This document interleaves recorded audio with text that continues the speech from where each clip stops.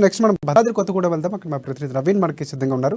భద్రాద్రి రాముడు కలియుగ రాముడు అయినటువంటి ఆ రాముడి మనం ప్రత్యక్షంగా రాముడు నడయాడినటువంటి భద్రాచలం క్షేత్రంలో అక్కడ అభివృద్ధికి నోచుకునే పరిస్థితి కూడా కనిపిస్తుంది. అభివృద్ధి పనులకు 9 ఏళ్ళు అంటే దాదాపుగా 8 ఏళ్ళ క్రితం దానికి సంబంధించిన నాంది పడినా కూడా ఇప్పటికీ పూర్తి కాని పరిస్థితి.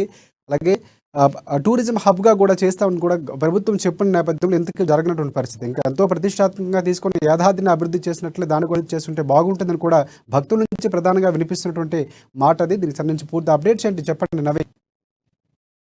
Thank you Rajasekhar. ఏదైతే భద్రాచల సీతారామస్వామి దేవస్థానం యొక్క ఆలయాన్ని యాదాద్రి తరహాలో అభివృద్ధి చేయడానికి గత 8 సంవత్సరాలుగా కూడా చేస్తున్నప్పటికీ అదైతే అభివృద్ధికి అయితే నోచుకోవట్లేదని చెప్పొచ్చు. ముఖ్యంగా మనం చూసుకుంటే దక్షిణ అయోధ్యగా పేరుగాంచినటువంటి భద్రాచల సీతారామస్వామి దేవాలయం అయితే ఈ యొక్క అభివృద్ధికి ఆమడ దూరంలో ఉందని చెప్పొచ్చు. మనం ఈ యొక్క అదే భద్రాచలాన్ని ఒక టూరిజం హబ్ గా ఏర్పాటు చేయడానికి కూడా సౌలతులు ఉన్నా కూడా అధికులు పట్టించుకోవట్లేదనే ఒక వినిపిస్తుంది. అదే విధంగా ఏదైతే తెలంగాణ రాష్ట్ర ప్రభుత్వం ఏర్పడ్డాక ముఖ్యమంత్రి కేసీఆర్ మొదటగా భద్రాచలం దేవస్థానానికి వచ్చినటువంటి ఏదైతే శ్రీరామనవమి సందర్భంగా భద్రాచలం దేవస్థానానికి వచ్చి 100 కోట్ల రూపాయలతోటి అభివృద్ధి పనులు చేపడతామని చెప్పి అప్పుడైతే వెల్లడించారు. అనంతరం అదే దేవస్థానంలో మరొక 50 కోట్లు కూడా ఈ అభివృద్ధికి అయితే సీఎం కేసీఆర్ ప్రకటించిన నేపథ్యంలో ఇప్పటికీ కూడా ఏ ఒక్క పని కూడా దానికి ముందుకు సాగిన కనిపించట్లేదు. ఏదైతే సీతారామ ఏదైతే 100 కోట్లు ప్రకటించిన అనంతరం యాదాద్రి టెంపుల్ నిధులు ప్రకటించి అది యాదాద్రి టెంపుల్ ఇప్పటికీ మొత్తం పనులు కూడా పూర్తయి ఇక ఆచరణలోకి వచ్చిన నేపథ్యంలో భద్రాచలంలో ఎక్కడ చేసిన గొంగలు అక్కడే అన్న విధంగా కూడా ఉంది. ముఖ్యంగా మనం చూసుకుంటే ఈ రోజు ఏదైతే దేవాదాయ శాఖ మంత్రి ఇంద్రకరణ్ రెడ్డి అనేక మార్లు భద్రాచలం దేవస్థానానికి వస్తుంటారో అదే విధంగా నవమి ఏర్పాట్లలో కూడా ఈ ఇంద్రకరణ్ రెడ్డి పాల్గొంటూ ఉంటారు. అయితే కూడా ఈ యొక్క అభివృద్ధిపై ఎటువంటి దృష్టి సారించకపోవడం జిల్లా ప్రజల్లో అయితే ఒక ఇంత ఆశ్చర్యాన్ని కూడా కల్పిస్తుందని చూడొచ్చు. ముఖ్యంగా మనం చూసుకుంటే భద్రాచలం దేవాలయానికి అనేక విధాలుగా ఇటు మనం చూసుకుంటే ఏదైతే భద్రాచలానికి వచ్చినటువంటి భక్తులు ఇటు పర్ణశాల తర్వాత అక్కడ నుంచి 82 కిలోమీటర్లు వెళ్ళినట్లయితే అక్కడ వాజేడు ప్రాంతం అక్కడ మా అడవుల మధ్యలో ఉన్నటువంటి water falls Bogatha water falls అదే విధంగా భద్రాచలం టెంపుల్ నుంచి 26 కిలోమీటర్లలో ఇటు కిన్నెరసాని వాటర్ ఈ విధంగా అనేకమైనటువంటి టూరిజం ప్రాంతాలు ఉన్నప్పటికీ కూడా అధికారులు ఎటువంటి చర్యలు తీసుకోకపోవడం అదే విధంగా భద్రాద్రి ఆలయాన్ని అంటే చీతకన్ను వేస్తున్నట్లుగా కూడా చూడొచ్చు. ఇప్పటికైనా జిల్లా అధికారులు అదే రాష్ట్ర ప్రభుత్వం ముఖ్యంగా ఏదైతే మొన్న కొండగట్టు ఆంజనేయ స్వామి టెంపుల్లో 100 కోట్లు ప్రకటించిన కేసీఆర్ అనంతరం ఈ మాస్టర్ ప్లాన్ అనేది మళ్ళీ తెరపైకి వచ్చింది. ఎప్పుడైతే ఈ 100 కోట్లు కేసీఆర్ ప్రకటించారో ఆ యొక్క ఏదైతే అక్కడ ఆర్కిటెక్ట్ కూడా ఈ పనులన్నీ కూడా అప్పజెప్పిన సందర్భం కూడా చూసుకోవచ్చు. అయితే ఆర్కిటెక్ట్ అనేక మార్లు వచ్చి అక్కడ స్థానికంగా ఉండేటువంటి అర్చకులకు అదే విధంగా అక్కడ ఉన్న స్థానికులందరి సలహాలు తీసుకొని ఆ యొక్క దేవస్థానానికి సంబంధించినటువంటి అనేకమైన అంటే మాస్టర్ ప్లాన్ ని కూడా రెడీ చేశారు. కానీ గత కొన్ని సంవత్సరాలుగా సీఎం కేసీఆర్ అయితే నవమి ఏర్పాట్లకు కూడా ఈ యొక్క భద్రాచలం రాని పక్షంలో ఈ 100 కోట్లు ప్రకటించినటువంటి నిధులు అదేవిధంగా 50 కోట్ల నిధులు అయితే ఎక్కాయని చెప్పొచ్చు. ఇప్పటికైనా రాష్ట్ర ప్రభుత్వం చర్యలు తీసుకొని భద్రాచల సీతారామస్వామి దేవస్థానాన్ని అయితే అభివృద్ధి చేయాలని ఇటు జిల్లా ప్రజలు అదే విధంగా అక్కడ భద్రాచలంలో స్థానికంగా ఉంటున్నటువంటి అయితే కోరుకుంటున్న సందర్భంగా చూడొచ్చు రాజశేఖర్.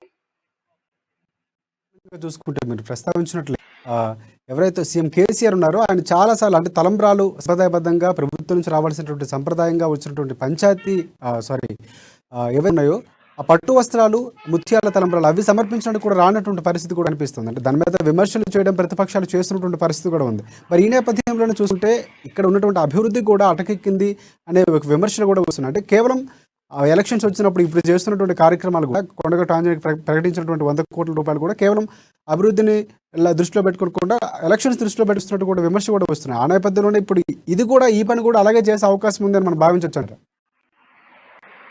ఖచ్చితంగా తెలంగాణ రాష్ట్ర ముఖ్యమంత్రి కేసీఆర్ ఎక్కడ ఉంటే ఆ ఒక ఎలక్షన్ల స్టంట్ లో భాగంగా మాత్రమే ఈ యొక్క ఎక్కడ ఏ ఒక్క టెంపుల్ కి వెళ్ళినా కూడా అక్కడ అయితే నిధులు ప్రకటిస్తున్నారు. అయితే యాదాద్రి టెంపుల్ పరంగా చూసుకుంటే అక్కడ నిధులు ప్రకటించి దాని అభివృద్ధిని అయితే చాలా స్పీడ్ గా చేసినటువంటి కేసీఆర్ మన కొండగట్టు ఆంజనేయ స్వామి టెంపుల్ కి మొన్న వెళ్ళిన నేపథ్యంలో అక్కడ 100 కోట్లు ప్రకటించారు. అదే విధంగా గత 8 సంవత్సరాలుగా ఎప్పుడైతే భద్రాచలం వచ్చారో అప్పుడు ప్రకటించినటువంటి 100 కోట్ల రూపాయలు ఇప్పటి వరకు 1 రూపాయి కూడా విడుదల చేయని పరిస్థితి అయితే మనకు కనిపిస్తుంది.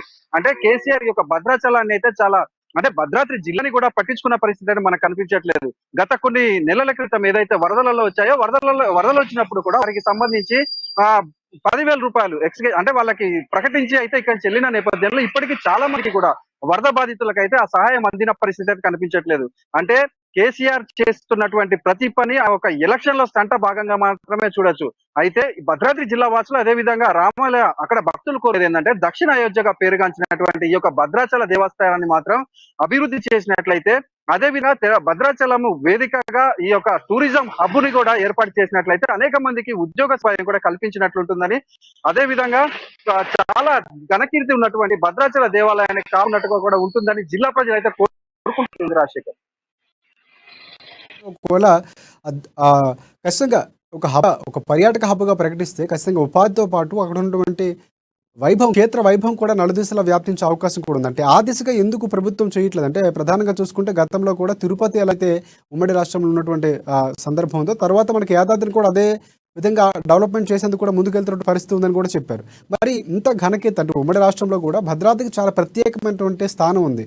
ఎందుకంటే రాముడు నడయాడినటువంటి ప్రదేశంగా అక్కడ మనం కీర్తిస్తూ ఉంటాం. ఇప్పటికీ సందర్శకులు అక్కడే ఉన్నారని కూడా చెప్తున్నట్టు నేపథ్యం కనిపిస్తుంది. అంటే పూర్తిగా అధికారులు నిర్లక్ష్యం కూడా ఉందనుకోవచ్చు. అంటే నాయకుల నిర్లక్ష్యంతో పాటు అధికారులు దాదాపుగా ముఖ్యమంత్రి అయిన తర్వాత 9 ఏళ్ల పాటు 10వ సంవత్సరంలో అడుగుపెట్టిన నేపథ్యంలో 8 ఏళ్ళు అయినా కూడా ఇప్పటికీ ముందుకెళ్ళేటువంటి పరిస్థితి కూడా ఉందనుకుంటే అధికార నిర్లక్ష్యం కూడా కొంత ఉందని మనం అనుకోవచ్చు అంటారు. ఖచ్చితంగా రాజశేఖర్, అధికారుల నిరీక్షణ ప్రస్ఫుటంగా కనిపిస్తుంది. ఏదైతే ప్రభుత్వం యొక్క అంటే ప్రభుత్వం చేస్తున్నటువంటి నిర్లక్ష్యానికి తోడుగా అధికారుల నిర్లక్ష్యం కూడా ప్రస్ఫుటంగా ఉన్నట్లు తెలుస్తుంది. ఎందుకంటే ఈ యొక్క అంటే గిరిజన జిల్లాగా ఏర్పడినటువంటి ఈ యొక్క భద్రాద్రి జిల్లాలో అదే విధంగా ఈ యొక్క టూరిజం అనేకమైనటువంటి ప్రదేశాలు కూడా ఉన్నాయి. ఇటు వాజేడు, అది బుగత, ఇటు కిన్నెరసాని, అదే విధంగా ఇప్పుడు పర్ణశాల, ఈ విధంగా అంటే దైవ పుణ్యక్షేత్రంతో పాటు ఆహ్లాదంగా నింపేటటువంటి అనేకమైన ప్రాంతాలు ఉన్నాయి. వీటి అన్నిటిని ఉపయోగించుకొని ఇక్కడ ఒక టూరిజం హబ్ గా ఏర్పాటు చేసుకోవచ్చు. ఏదైతే ఇప్పుడు మనం చూసుకుంటే తిరుపతి ప్రాంతంలో ఏదైతే పుణ్యక్షేత్రంతో పాటు ఆ చుట్టుపక్కల ఉన్న ప్రాంతాలను డెవలప్ చేయడం వలన అక్కడ పర్యాటకులకి వారికి అంటే ఆదాయం కూడా వచ్చిన సందర్భం అయితే ఉంది. అయితే ఇప్పుడు అంటే ఈ యొక్క తెలంగాణ రాష్ట్రంలో, అదే విధంగా తెలంగాణ రాష్ట్రమే కాదు తెలుగు రాష్ట్రాలలో ఈ యొక్క భద్రాద్రికి విశిష్టమైన ప్రాముఖ్యత ఉంది. ఇక్కడ ఉన్నటువంటి అదే విధంగా ఈ యొక్క టెంపుల్ ని డెవలప్ చేసి ఆ విధంగా ఆ చుట్టుపక్కల ఉన్న ప్రదేశాలను డెవలప్ చేసినట్లయితే పర్యాటకులతో భక్తులతో పాటు పర్యాటకులు కూడా పెరిగి జిల్లా యొక్క ఆదాయం పెరిగే అవకాశం ఉంది. అదే విధంగా ఈ యొక్క వచ్చినటువంటి భక్తులు ఆహ్లాదానికి కూడా ఆహ్లాదం చెందుతారని కూడా చూడొచ్చు. ఇప్పటికైనా అధికారులు వీటన్నిటిపై దృష్టి సారించి ఏదైతే 100 కోట్ల రూపాయలు ప్రకటించారో ఆ 100 కోట్ల రూపాయలు, అదే విధంగా 50 కోట్ల రూపాయలకు సంబంధించినటువంటి ముందడుగు అంటే ఈ నిధులని విడుదల చేసి దేవాలయ అభివృద్ధికి పాటుపడేలా చేయాలని అయితే కోరుకుంటున్న సందర్భం అయితే ఉంది.